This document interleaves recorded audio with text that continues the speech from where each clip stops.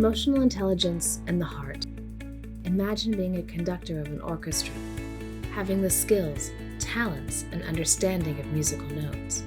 Mastering the art of listening to the musical instruments and their rhythmical flow, he efficiently communicates the notes to the musicians and audiences, bringing harmonious music to all.